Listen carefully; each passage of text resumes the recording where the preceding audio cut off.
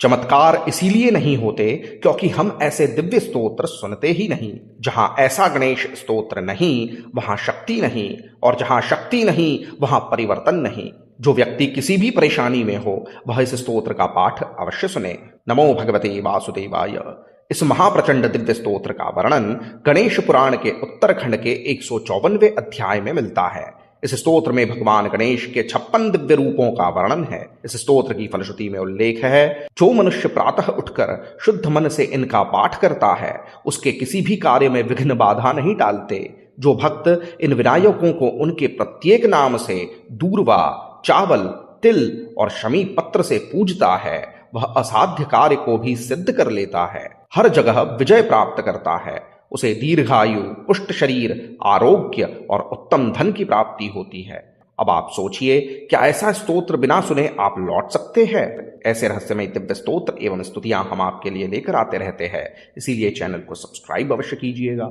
Video को अंत तक अवश्य देखें और वीडियो के अंत में गणेशाय नमः कमेंट करना न भूले। ऐसे रहस्यमय स्तोत्र अपने संबंधी जनों से साझा अवश्य करें। आइए सुनते हैं षट्पंचाशद विनायक वर्णनम स्तोत्रम। 56 विनायक वर्णन स्तोत्र। ओम षट्पंचाशद विनायक वर्णनम। दूता उचुः कथयामः समासेन विश्वेशा वर्णे गतान् गणेशान् क्रमशो राजन् शृणु सर्वभयापहान्। दुर्गा विनायकोऽथार्क भीमचण्ड विनायकौ देहली गणपश्चाथ तदोद्दण्ड विनायकः पाशपाणिः सर्वविघ्न हरणोऽथ विनायकः प्रथमावरणे सिद्ध सिद्धिरूपो विनायकः लम्बोदरः कूटदन्तः शालटङ्क विनायकः कूष्माण्डाख्यश्चतुर्थश्च पंचमो मुण्डसंज्ञकः विकटद्विजसंज्ञस्तु राजपुत्र विनायकः प्रणवाख्योऽथापरश्च द्वितीयावरणे स्थिताः वक्रतुण्ड एकदन्तस्त्रिमुखश्च विनायकः विघ्नराजश्चतुर्थोऽथ वरदश्च विनायकः पञ्चास्यश्चापरश्चात्र हेरम्बश्च विनायकः मोदकप्रिय इत्येव तृतीयावरणे स्थिताः विनायको भयप्रदः सिंहतुण्ड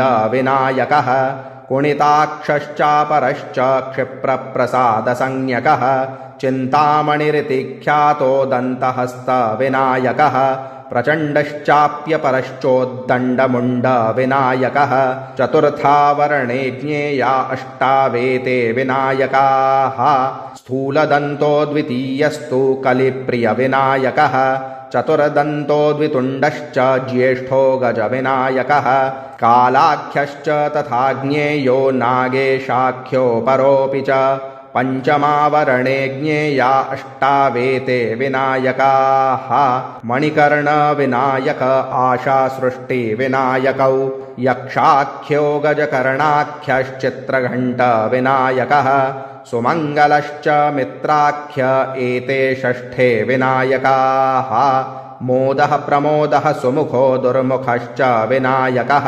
गणपाख्योऽथापरश्च तथा ज्ञान विनायकः सप्तमावरणे ज्ञेयास्तथा द्वार विनायकः अविमुक्तोऽष्टमो यत्र मोक्षदोऽथ विनायकः अन्यो भगीरथाख्यो हि हरिश्चन्द्र विनायकः कपर्दीति परो ज्ञेयस्तथा बिन्दो विनायकः एतेषां स्मरणं नित्यं सर्वकामफलप्रदं प्रातरुत्थाय यश्चैतान् पठते शुद्धमानसः न तस्य विघ्ना विघ्नं हि कुर्वन्ति सर्वकर्मसु एकैकनाम्ना राजेन्द्र दूर्वाभिस्तण्डुलैरपि तिलैः शमीदलैश्चैतान् पूजयेत् भक्तिमान् नरः असाध्यं साधयेत् कार्यं सर्वत्र विजयी भवेत् आयुष्यं पुष्टिमारोग्यं प्राप्नुयात् धनमुत्तमम्।